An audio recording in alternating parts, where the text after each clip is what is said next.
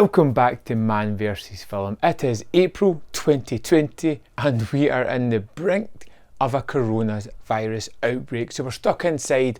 What else are we going to do? I'm going to give you 10 films to check out this month on Netflix. I hope you find something there that you're going to love, or a movie that you really enjoy that takes your mind off everything that's going on. Let's get started. Number 10, Dirty Harry.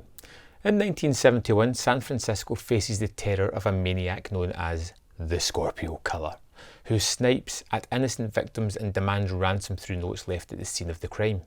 Inspector Dirty Harry Callahan is assigned to the case along with his newest partner, Inspector Chico Gonzalez, to track down Scorpio and stop him.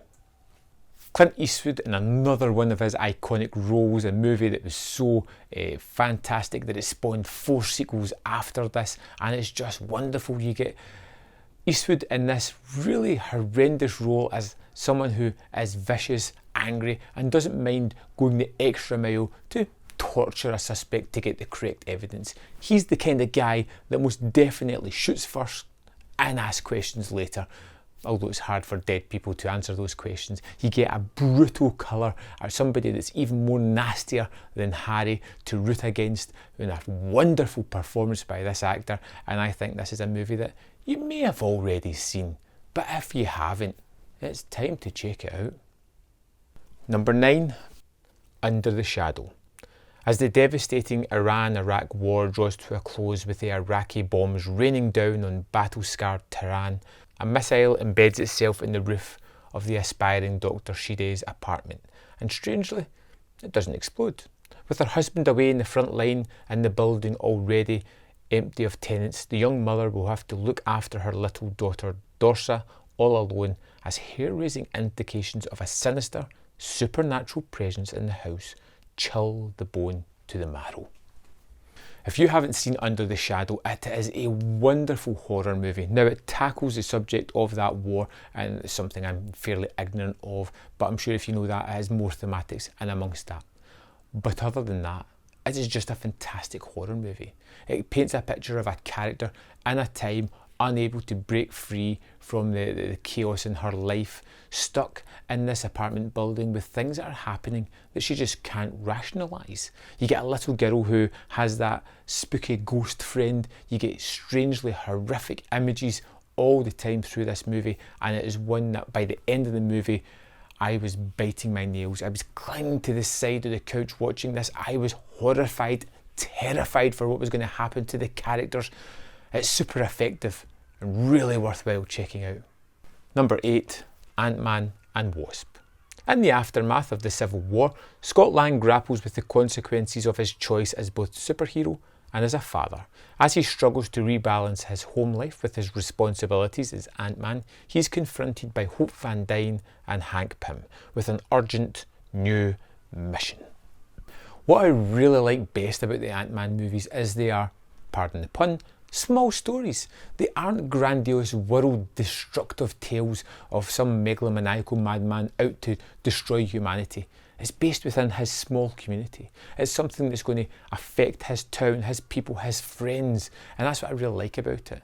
Add in the humour, it just makes it a really worthwhile, entertaining Marvel flick that doesn't feel as if you need to go on to further adventures to catch more of the story. It's all encompassed here, and it's a nice little concise piece of entertainment. Number 7, GOLDENEYE.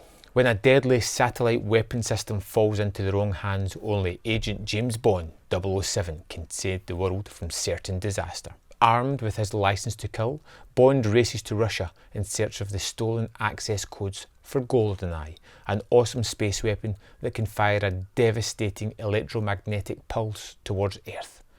But 007 is up against an enemy who anticipates his every move, a mastermind motivated by years of simmering hatred.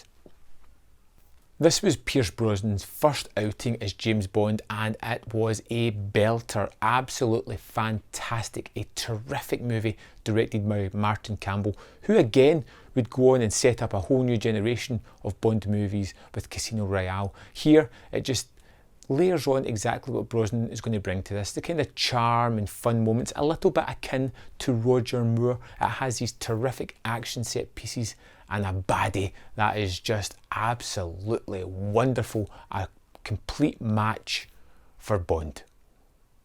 Number 6, The Endless.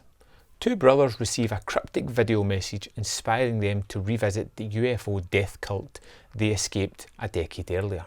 Hoping to find the closure that they could not as young men, they're forced to reconsider the cult's beliefs when confronted with unexplainable phenomenon surrounding the camp.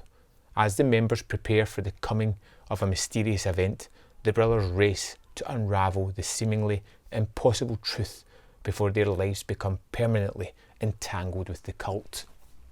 From directors Benson and Moorhead, this is a rather low-key, low-budget, absolutely fantastic science fiction movie, and they star in the movie themselves and they create this horrible atmosphere of people who escaped from a cult, return to it, and then think, maybe I was wrong, maybe I misjudged them.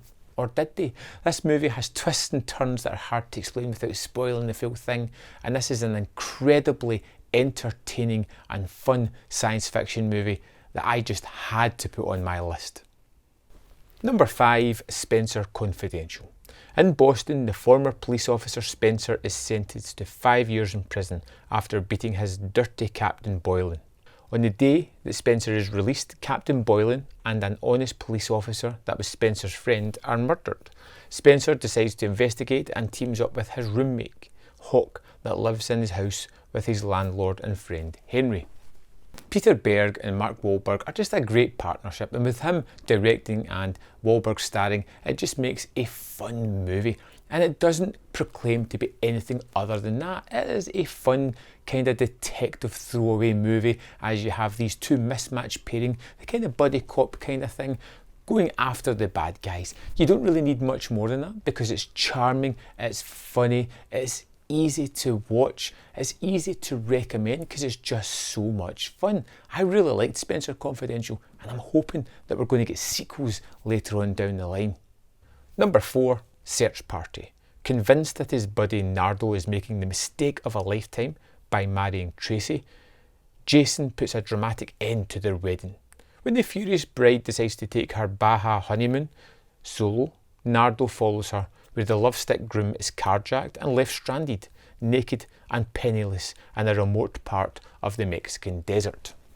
Search Party came out in 2014 and seemingly just faded away. I managed to catch it the 1 week it was showing at my cinema and I just loved it ever since. It's ridiculous, it's over the top, it's completely silly, but it's incredibly funny, it's incredibly endearing. I love the characters, I love the wacky and crazy situations that they continue to get themselves into, and this is a movie that I've often recommended since then that only a few people will like, but if you like it, chances are you're going to love this one. Number 3, Freaks. Kept locked inside the house by her father, 7-year-old Chloe lives in fear and fascination of the outside world. It's a place where our normals are a constant threat, or so she believes. But when a mysterious stranger offers her a glimpse of what's really happening, Chloe soon learns that the truth isn't so simple, but the danger is very real. Freaks is a wonderful story where I'm going to have real trouble explaining why I want to recommend this other than it is not what you expect. You have to kind of go with it. The first 20 minutes are setting up the world and the paranoia and the fear that is within this young character and her father, who seems a little bit crazy, played by Emile Hirsch, as something happens midway through that leads us into a grander world, a bigger story with amazing special effects, a fantastic story and a great sort of mismatch of a finale where you're in 2 locations at once as both of them are highly tense, and it's just wonderful as it plays out. This is something I am going to strongly recommend you check out. It's brilliant and I can't really tell you why, but I'd love to know if you do watch it. Let me know in the comment box your thoughts on this one. Number 2, Outbreak. A dangerous airborne virus threatens civilization in this tense thriller. After an African monkey carrying a lethal virus is smuggled to the US, an outbreak occurs in a California town. To control the spread of the disease, a team of doctors is brought in that includes a contagious disease expert and his ex-wife. Once the army intervenes to handle the situation though, the doctors must fight against the clock to save the town and its residents. I felt I had to put Outbreak on this list because of what's happening in the world just now with the coronavirus. I felt we'll throw this on. It's a kind of silly movie, one I've often enjoyed from the early 90s. Dustin Hoffman, Rene Russo, a host of other actors as well, about a virus that just escapes, and well, we kind of see the parables between that and what's happening in the real world. It's highly entertaining, it's incredibly fun and just a little bit silly, but yeah, because of the climate, that's why it's on this list. Number 1, The Platform. In a large tower-style prison where the inmates are fed by means of a platform that gradually descends the levels of the tower. Ostensibly a fair system if each inmate takes only their fair share of food, but deeply inequitable in practice as inmates at the top levels have the ability to take as much more food and leave less for those below them. I thought The Platform was a fantastic genre movie. It's a mix of Snowpiercer and Cube, and it's just so well set up in the genre sensibility. Now, its thematics are heavy and laid on thick, and they're not hidden below the surface, but they just top it off with all these wonderful genre elements, crazy action, blood, guts and gore on top of this. It's just a fantastic Netflix movie. So there we have it. 10 movies to keep you busy this April. I hope you find something there that you want to check out. And if you have any recommendations for me, let me know in the comment box below. See you next time.